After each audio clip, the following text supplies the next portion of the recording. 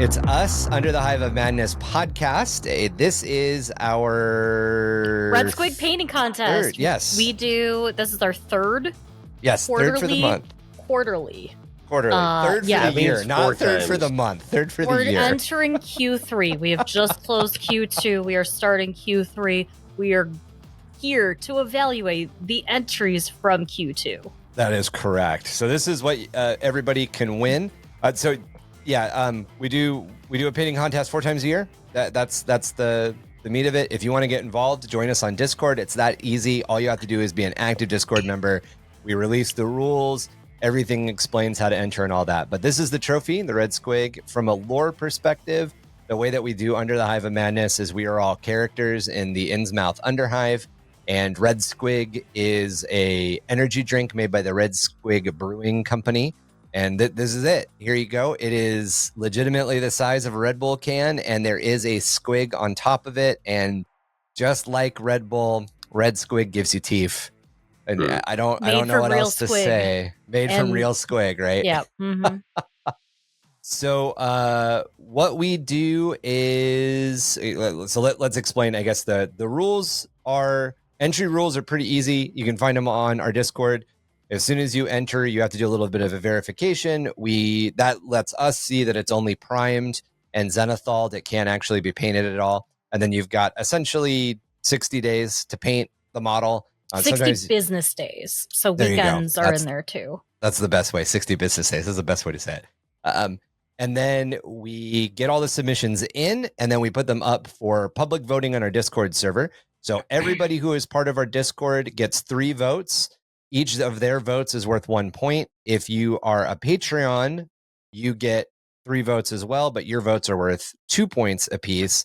And then our moderator staff gets to vote, and their votes are weighted as well. And then our votes are all weighted. And our votes are the ones that are kind of important to explain, so I'll put them out there.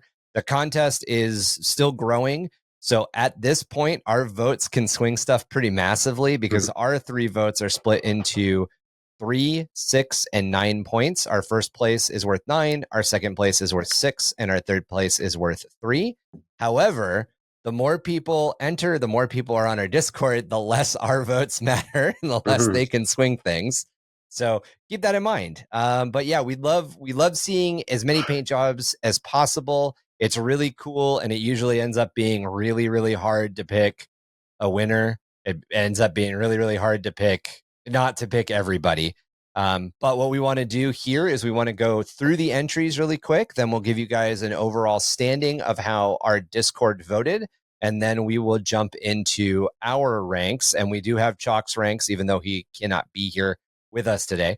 So real quick, looking over the models, this is Fabulous Bill's entry. And I believe this is from the theme for this was non-GW games because it was being held during the Q2, during the April. There's an idea that during April, we're supposed to focus on games that aren't Games Workshop. So we tried to do that with the contest. So this is from I almost said Lord of the War. War of the Worlds. There we go. I'm mixing up my films The Lord of the War of the Rings? Yes, the Lord of the War of the Rings of the Worlds. So this is from the War of the Worlds series. And I'm not sure what they are, but they're very obviously tripod inspired as far as the Tom Cruise running everywhere film goes. So another thing that we encourage everybody to do is we encourage them to give us a little bit of lore. And, it's just kind of a fun little aspect. It gives you guys a little bit of insight into kind of like what the painter was doing at the time. And yeah, it's up on our Discord. Obviously, you can check out what their lore is there. But just to give you guys a quick rundown, Fabulous Bill's it has been 7 hours since the invasion began, since the city of Berlin and Frankfurt have fallen under the relentless bombardment of the tripods and their accursed red smoke canisters. 5 hours since the invaders began to harvest the fleeing civilians and turn them against their fellow countrymen and families. It has been 4 hours since Hans has seen the result of the Martians' damned harvest. Men and women turned into black chattel, limbs replaced with blades and blasters, and faces turned to soulless single-eye steel shells. Despite their mutilations, they still bled the same and died the same, just as Hans and his men did as he ordered the charge. Hans already knew that he and his men were dead. It was a guarantee given their orders. 3 hours ago was when the first of the Martians' lesser creations began to join the slaughter, machines of speed and agility. One would mistake for creatures of flesh and chitin had the viewer had no grasp of their sheer scale and veracity. Thankfully, by then, the armor reserves had joined in the reinforcements and had pushed them back. But their orders were the same as the remnants of the cavalry regiment Hans led, delaying action. Hold back the unrelenting tide of the enemy so that the evacuation of Hamburg could be complete. 2 hours ago was when Hans said goodbye to his wife and unborn son. A hastily written letter and a crumpled photo, the only lasting testament that his son may ever know his father had existed. A hurried and tearful final goodbye as his Lenore boarded the evacuation ships, and Hans steeled himself for the coming end. An hour ago, the lines finally began to break, and the city began to suffer the same that as others under the Martian boot. German armor and bodies now littered the hill. Hans now found himself looking out to the sea, over the burning ruin of Hamburg, towards the ships fleeing over the horizon. He could feel one final hope that despite everything, his death would mean something. That final hope died along with him as he watched the darting shadows of Martians' flying drones soar overhead towards the sea, laser batteries already churning and ready to drown the fleeing ships as they drowned Hans's final hope. So, yep, these are definitely War of the Worlds Martians. that the what's it called? The lore can be really, really helpful there. So that was the lore that Fabulous Bill had sent us. JJ Waterboy's lore. If one of you guys has it quickly, can you? So this is I don't know if this is from Elden Ring. You kids can tell me. You Elden Ring specialists. It feels like it is. I feel like that feels right. Yeah. Long were the days of old, since the stories of the crescent moon were told. She hath ruled these lands from the tips of the mountains to the seas and the sands. Subjects gathered from all around to watch their queens be crowned. The moon shines so bright as they watched in delight. Their crescent queen hath risen, her earthly prison. She is sunny glinter in the icy winter. She will wax and wane in spring again. She is earthly grain in the summer rain, and the end of all that comes in fall. Spooky. Yeah, a poem. Look at that. But yeah, this is a really cool model. I want to say that he's been really practicing non-metal metallics. Right? I mean, there's a lot of like pretty like advanced technique stuff going on here. Yeah. And yeah, the booby shading looks incredible. The booby shading. I like how there is like a nipple as far as the detail goes, but he didn't like over paint it or whatever. It's there, but it's not the focus. I like that. Yeah. We can, decenter like the nip. I really like the ring through the crescent shoulder thing. But yeah, he's been doing JJ Waterboy has now, I think this is the third bust that he's presented in a contest. So and they've just been getting better. So good stuff. Yeah. Oh yeah. Yeah, no, this is very good. Next up is Mullins with his Penal Legionnaire. Silas's job was to dig trenches for as long as he remembered that was what he had done, and for the foreseeable future, that was what he would do. His best friend was the chipped shovel in his hands, and his worst enemy was the stone hiding in the dirt he needed to move. He did not dream, and his only hope every day was that the dirt where he stood would be softer than the day before. Over the years, he had been provided plenty of opportunity for the direction of his life to change, but the bomb collar around his neck assured him every day that his path was set in stone. However, he would never complain, as he understood his life could be a lot worse than simply digging trenches. He had seen good men assigned to clear minefields with nothing but their bare hands and the prayers on their lips. He had seen men tasked with hauling diseased and rotting corpses from trenches, all the while vermin nipped at their heels. One of the worst assignments he had seen were men ordered to haul ammunition for the tech adepts to their positions across the battlefield. These wretches would often either expire from the sheer amount of radiation emitted, or would stumble and destroy entire trench lines with the accidental detonation of such volatile ammunition. Those few that returned were either scorched wrecks or radiated mutants left to wander no man's land. With all of this in mind, Silas was happy to dig trenches. For the life of a prisoner, he felt he had lucked out. I think I would be okay digging trenches too.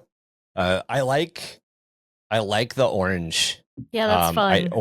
Orange and yellow are really hard colors to paint, and this comes off real well. Additionally, there's I don't know. You guys can tell me, but it looks like there's a bunch of like custom mod work that's gone into this. You know, I can tell you exactly because this was a 3D print that he found and commissioned me to print for him. So, okay. These are there you go. These are 3D Penal Legion guys. They're very cool. So, yeah, it's very, very neat. All right. So next up, we've got Neko Omegon. I make a sudden stop as I lock eyes with the being that was once thought lost over 99 million years. Not a beast, not a monster, nor a killer, but an animal. This gem of the forest is both its ruby and sapphire, putting the rest of the fauna to shame with its brilliance. Every second feels like hours as I just stare in awe. It doesn't make a sound. No hiss, no bark, no honk, no screech. We just stare at each other, the same way a child would stare at something new. How I wish I could share this feeling with the world. I really, really like this piece. This is an amazing piece. Neko usually does some pretty crazy freehand painting, and I think this is the first time that we've seen him do something. Yeah. Very, very traditional. Very, very, it's very stunning. It definitely has a really cool look to it. There's a lot of layers of subtle dry brushing. This is what this is. It's just layer and layer and layer and layer and layer of lots of dry brushing. And it is a technique that is so well suited for feathers. I think Neko really picked a good subject here, and the use of the technique. Obviously, I feel like this is like sort of like an exercise in focusing on that technique because I see it everywhere, and I think it looks great. Yeah. Oh yeah, this is exactly the technique I would do for the model. You did a really good job. I did study paleontology in school, so like I have a slight issue with the hip posture of this dinosaur, this raptor guy. What? This isn't what they look like? No, look at the way he's This isn't 100% accurate? What? Yeah, he's like got his little hands up like this, and he's like kind of upright in that, and he should be, tilted like this. Like tail should almost be out like 90 degrees. But regardless of the scientific accuracy of the body posture of this this guy, good time. I really like the gradation here. And I think that it's a really cool, just kind of overall balance of the piece. Like everything's really muted on the branches and stuff, and I'm glad we didn't kind of like overdo it with like any mossy effects. I feel like just the branch and the bird, good stuff. Yeah, that's very cool. All right, so next up, last but not least, is Victoria York with her custom Eldari Exodite. I love this. Yeah. And I posted the lore there for you, Drew. You can take it away. The great cannon roars in silence, a psychic detonation bound up in searing cascades of violent light and confined to a pinprick. The ears hear nothing, but the soul itself shrinks and bruises with each blast, a pressure that tastes of rose petals and burnished steel. Astra steals himself. A trickle of flesh carrots fall from a bulging and tattered pack by his hand, and he stoops to collect more of them.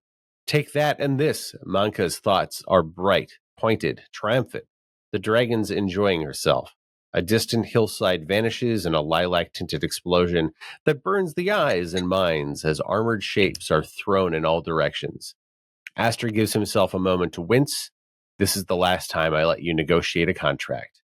He half shouts through passing thunder, or our wages.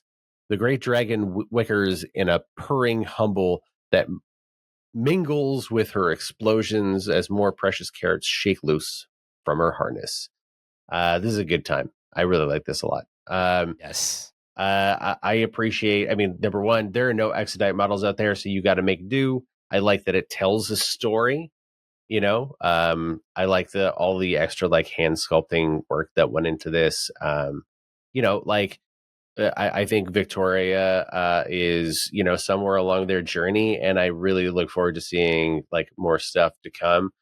Definitely some things to consider for this is when you're working with green stuff, like green stuff texturally can be really challenging, and especially you can see like the hair ends up looking very very shiny. You know, or like the feathers end up looking very shiny. This is one of those things where definitely like you want to sculpt in some detail into these things just to break it up. Like, and that doesn't mean that you go in and sculpt every single one.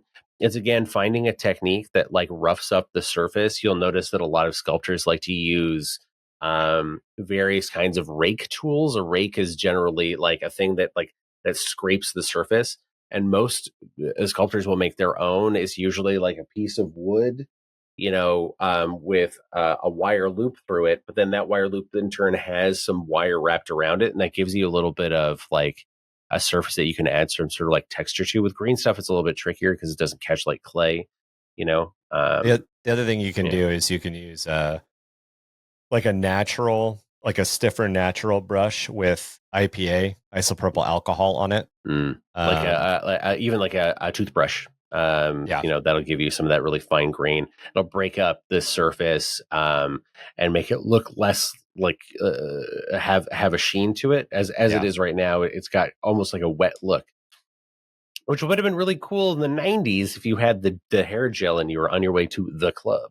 Hey, maybe But, maybe this dinosaur is on the way to the club. That's the we thing, don't though, know. is like, you know, again, paleontology major. The feathers would be black and glossy. Like every single melanosome they've ever analyzed from a dinosaur, it's like a glossy black feather, like a crow feather. So I feel like even like a glossy black would have done it for me, but just having the right kind of like positioning to make them look more like feathers. I know that we were kind of going for like hair feathers, but just commit to one or the other, I guess. But again, dinosaurs did, like, you know, scientifically it was proven that they had massive blast cannons, other massive, you know, and they loved carrots. So I'm gonna big on ordnance and root vegetables. That's right. Yep. There's definitely cabbage merchant feels here. I'm just saying. I like it. All right. So let's go over the standings. So in 5th place with our Discord votes is Mullins with 5 points. Okay. I think the orange plasma deserves better, but yeah, you know, I think for the clothing alone and the like the creasing on the clothes, this should have gotten more points for me. But yeah. In 4th place, we have Fabulous Bill with 7 points. I really like the metallic purple, and I like the green glow a lot. I will tell you guys right now, it was very hard to place my 2nd and 3rd place votes. So yeah, I really want to see more from you, Bill. I think this is amazing. I want to see what you got next. This is very much in my opinion, this is very similar to kind of how I paint my Trench Crusade stuff, because I do like a blued metal all the time. The one thing that I would suggest is potentially like a matte, maybe like a matte sealant or something that may have helped I've down done the shiny a lot of like contrast over a metallic, which is what I think this is. And sometimes just adding a tiny bit less water or a little bit of like an acrylic medium to your contrast just helps it just lay a little smoother, especially when you have so much surface area to work with. If you do happen to have an airbrush, but not the actual airbrush, add a little bit of flow improver to it too. It'll help it move around a little bit and make it a little less. I don't know. It depends. If you want that, to me, it looks like there's like a textured look here, like it's almost modeled. But if you wanted it smoother, things like flow improver and medium will help that a lot. Gotcha. Yeah, definitely. All right. So in third place, we have Victoria. Yay. I really like this. I've got an Exodite army, so I definitely feel it. Coming up with dinosaurs that don't look like either you bought them from the Games Workshop range. I've got a lot of Age of Sigmar dinosaurs, or or trying to make anything that you can find like in a toy store, like a toy store dinosaur, look good can be really difficult. I think that this is pretty cool. I also very much appreciate the alien-ish aspect to it with the horns added and the feathers or the hair added. And this does give me a little bit of like a Pete's Dragon vibe. It reminds me of Dinotopia, if you remember that yes, IP. Yes. Love Dinotopia. I really like the flowers around the cannon. That is fun. That's a fun detail. Yeah. That is fun. Yeah, the ivy. I think that might be a Legolas. I'm thinking that might be a Reaper or Bones miniature Legolas down there. I'm not 100% sure, but I like that too. That's a cool nod as well. That's fun. But I like the carrots. The carrots are probably one of my favorite. Like it's a story into this piece, which is really cool. I like seeing those story elements. As do I. In second place with 13 points is Neko. Hey. With his raptor, which again, very, very stunning. I'm kind of wondering, Emmy, and maybe this was the intent of the modeler, if this raptor is seeing something. So he is standing. He's perching. Yeah, it's perching a little bit more attentively rather than relaxed. Still, they would have to, like, the posture of the metatarsals would have to be different for that. Okay. But okay. Yeah, I understand what you're trying to say. It definitely looks like it's looking at me. That's all I'm saying. And in first place with our community votes is JJ Waterboy's Crescent Moon Witch. I like the booby shading. This is good booby shading. For me, it's the volumetric shading as well. Yeah. And like we're using sort of a creative and interesting colors to shade and give depth and volume and like, but at the same time, like a subtle kind of look to it. It's really good. It's really, really good for doing like, doing a lot of skin is hard. I will say this. I know that this character is sort of like an otherworldly character and it works for this one. But JJ, if you want to challenge yourself, do a similar bust with more natural skin. Pick a human and try to add some like orange writing to it and some noticeable pores and stuff like that. Give yourself a challenge, see if you can put yourself there and give yourself a little bit more texture. As this is sort of like very painterly, very oil paint kind of style, like very like Renaissance paint, like again volumetric sort of like shading, which looks really great. Like the yellows and the pinks. That's like this is a masterclass in color choices for that kind of stuff. But yeah, if you like I said, if you really want to challenge yourself, pick another model, do this again, but do that same sort of thing, but also add that texture, that skin texture, especially on a large bust. It looks really, really good. I mean, when you look at some of the stuff that, for example, the really high end, very expensive, there's really fancy statues that people purchase, like the big like Marvel and so on, like. The guys who paint those are experts at that sort of scale, which is somewhere around like 164, right? Like, or not 160, 160, like 1/8, I think is probably more what I'm thinking of, like between those two things. And, yeah, you can, there's some other techniques and some other challenges to get you there, and I'm really curious to see if you're up for it. I don't know. Yeah. All right. Well, to jump into our votes, I'm gonna go with Chalk's third place. We're gonna start with the third place votes. We've all got a little bit prep that we wanted to say. We're gonna start with Chalk's because he's not here. He sent us his notes. So his third place he gave to Victoria. And he said the diorama base is great and very thematic. I really like the motion on top of the Saurian. There could have been better blending on the face. My main issue is that the weapon doesn't feel like it's well integrated. It gives the feeling of just being stuck on top. This might be more of the angle of the photo.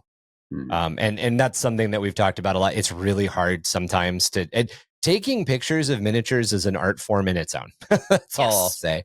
But overall, he really, really liked this piece. So with that said, Drew, I'm going to toss it to you for your third place.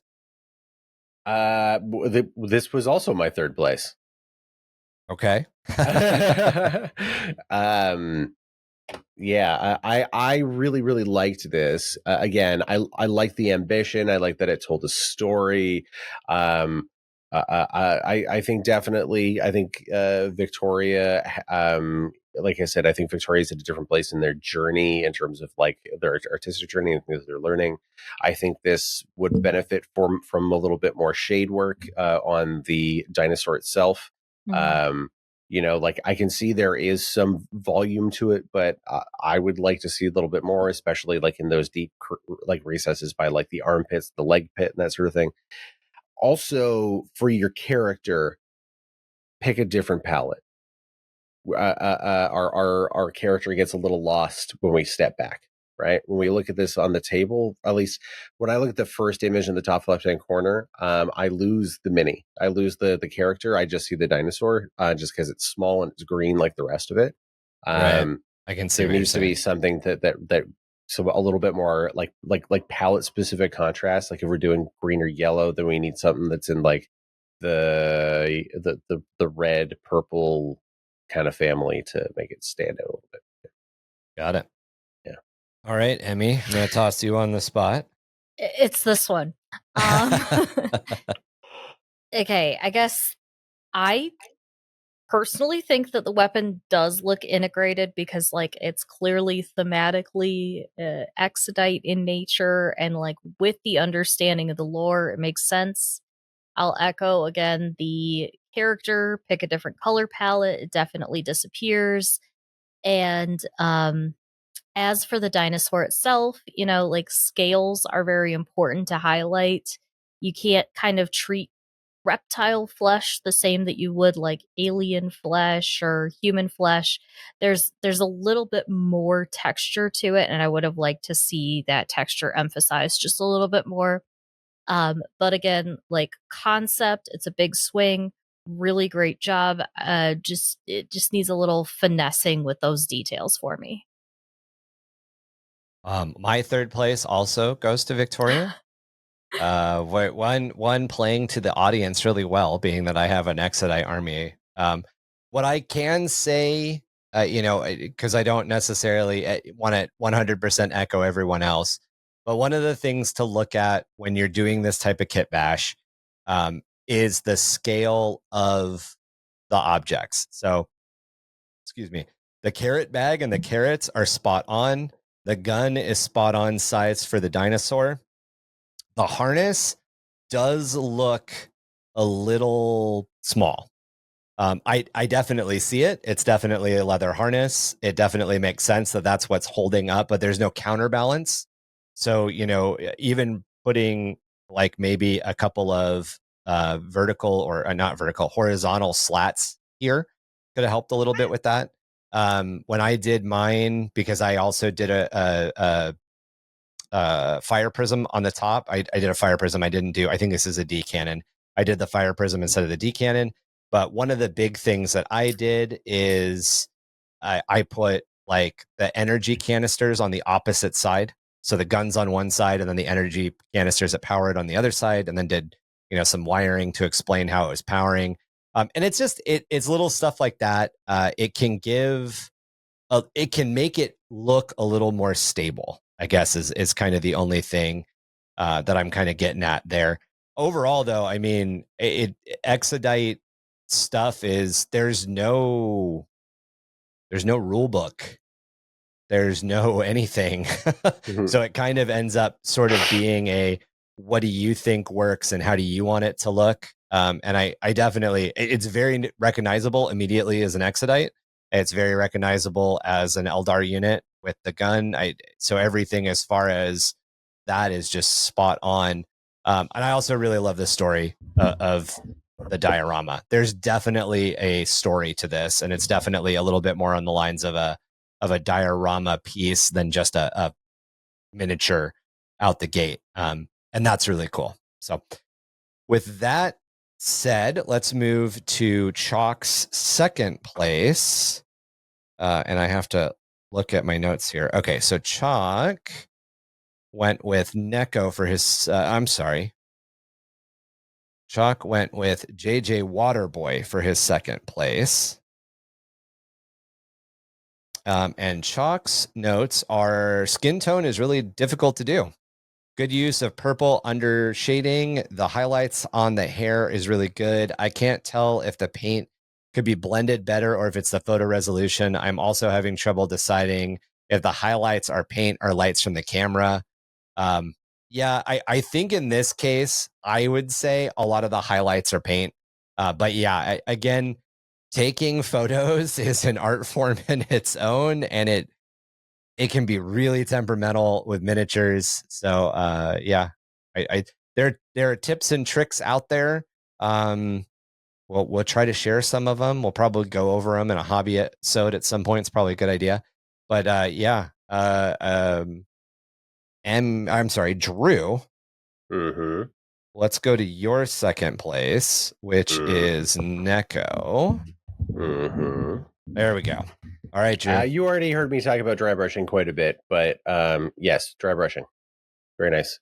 Dry brushing, for those of you who are like, dry brushing is cheating, or dry brushing is lazy, or you don't know how to paint. That's the only thing I can say to you. If you don't use dry brushing, you're not painting right. Period. Imagine hating a technique. Yeah, right. It's just, I don't know, man. When I paint a model, I dry brush, I wet blend, I use OSL, I use an airbrush, I use a hand brush, I use contrast paints, I use everything. There's no one or wrong or right way to do things. Every micro generation of painters, and I say micro generation, I think Emmy, you brought this up at one point. A hobby generation is about 5 to 7 years. So every 5 to 7 years, there are new people entering a hobby in like a massive chunk. And I think we've seen that if you go back and you look at Golden Demon, which is obviously kind of what we're aping here with the Red Squig, is every generation of Golden Demon, there have been some revolution in technique. There's been some major change in technique, and there's usually opinions that come out of those techniques. However, I would caution everybody who gets into painting contests, the opinions that you are seeing are not necessarily from entrants. You know, obviously Ninjon and Miniac and some Emil and Squidmar. I can't remember Squidmar's actual name. I just remember Lucas and Emil. There we go. They're all at a level where they're entering multiple Golden Demons a year, and they're going to have, Luis from Rogue Paintings too, or Rogue Hobbies too. They're all entering actively, and they're going to be able to tell you what it's like to compete and what they're seeing. But a lot of people that are on the periphery, who are maybe at your local game store, who are maybe saying things on X or TikTok about painting, are probably not at a level where they're competing, so their opinions on dry brushing are not valid. That's all I have to say. Emmy, yes, it is your turn, and I think I'm going back to JJ. You are going back to JJ. So yeah, this is incredible. I really like the volumetric shading. I just would challenge you to try things like, I don't know, paint some pupils on some eyes. There's a way to like tastefully enhance the nipple a bit more. I think her eyes might be closed, but yeah. Yeah, but like you could absolutely draw them open. Yeah. Here, I would like to see just a few more small details. I get that this is kind of, ethereal, otherworldly, painterly, editorial, but perhaps in a subsequent painting challenge, some more facial details. I'd like to see that from you on a bust. It's a hard scale, so I get it, but Oh, yeah. I think this is really cool, and I want to see more. So for my second place, we're staying here with JJ. JJ, if I were to give you any additional feedback, well, first off, I also really like the hair. I think that you definitely have that light blue highlight right there. One of the things that does happen with hair, this comes from painting canvases, not necessarily painting miniatures. There are darker shades that will run through that. A lot of times, the kind of like stylized cartoon illustration look, there's these big block highlights, but when you actually get into like painting, there's usually a highlight is usually right next to a bright highlight is usually right next to a dark. And that's kind of how, the edge of blades work when you're painting on a canvas. Anything that is not inherently three-dimensional that you are trying to give three-dimensional or texture to has that kind of look to it. It's one of the things that I know this is going to sound really weird and counterintuitive, but one of the things that happens when you do chipping and scratching on a model, you're going to do a larger chip or a larger scratch in like a bright color, like say silver, and then you're going to go in with like a really dark brown or even a black to either outline or put something in the middle of that because you're trying to draw attention to the fact that there's contrast there. It's not just, chipping is not just I'm done with my Imperial Fist and I've splattered silver on it. You've got to put that extra layer into it or it doesn't look convincingly like chipping. That being said, that's just like a super minor piece of advice on the hair. And obviously you're doing it all over in the bones on her shoulders. It's representative. You've got kind of that difference in shading in the metallic and the ring and on the crescent moon.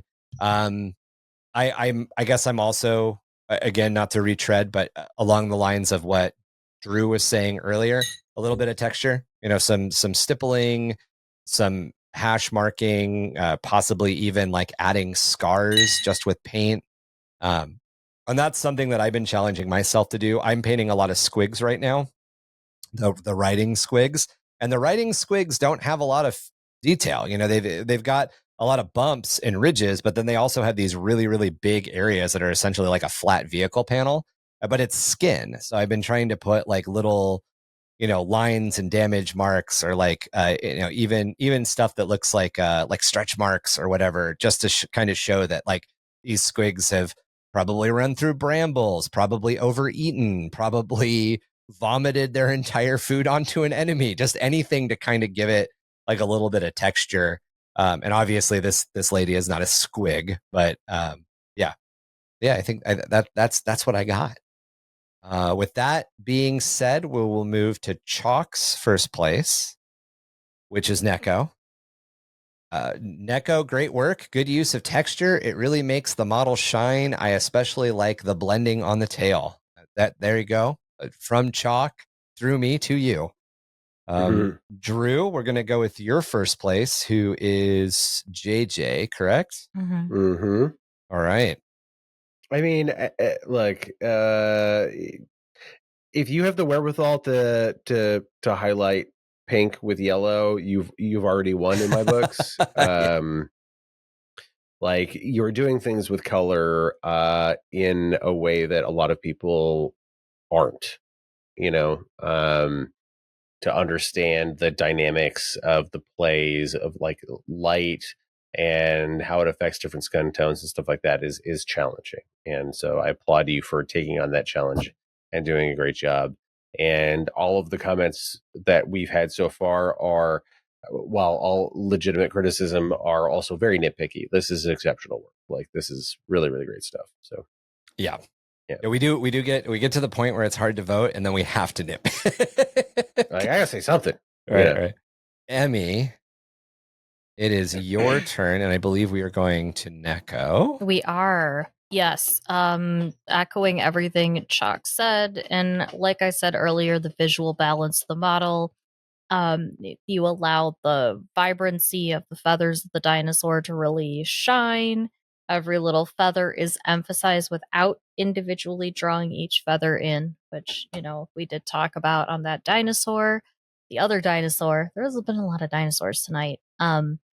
Really like the way that the colors blend between the red and the blue. Good little intermediate shades there. It's not just it's not a simple ombre. There were a lot of layers there, so I really like the way that the colors melt in and the details on the face. They look great. He's a very cool dinosaur, man. Yeah, definitely.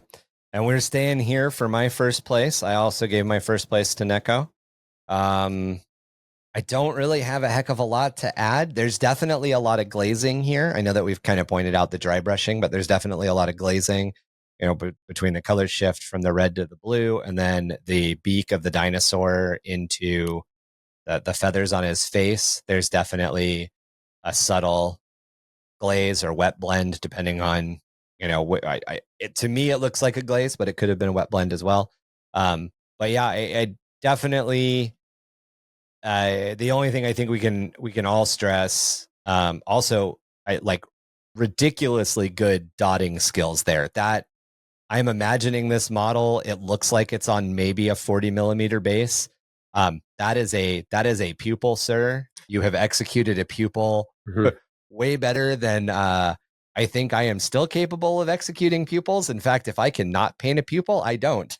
So, 100%. Oh, same. Yeah, if I can avoid it, absolutely. Yep. But yeah, if this it has is just the option to put the helmet on the guy, I'm putting the helmet on the guy every time. Right. Also, really, really good contrast to your basing elements. Even though you've got a very naturalistic brown gray on its feet, there is enough of a contrast between the main model's colors and the base that it's on that you don't lose what's happening. And that's important. And it's something that I'm seeing more and more, especially as a lot of people are currently painting Kriegsmen and Trench Crusade stuff. A lot of people are doing like mauve depressing gray and brown tone guys on mauve depressing gray and brown tone bases. And I'm kind of like, there is no fucking contrast here, bro. Like, I don't know where your Kriegsman ends and the mud begins. And this very much, you can see the very vibrant creature. And to me, like, I again, being that there's biomorphology issues apparently with the pose, to me, this just jumps out as being like a snapshot of a real creature, which, I mean, like immediately when I saw it, I was like, holy crap. And usually that's, for me, there's usually always an entry where I'm like, oh crap.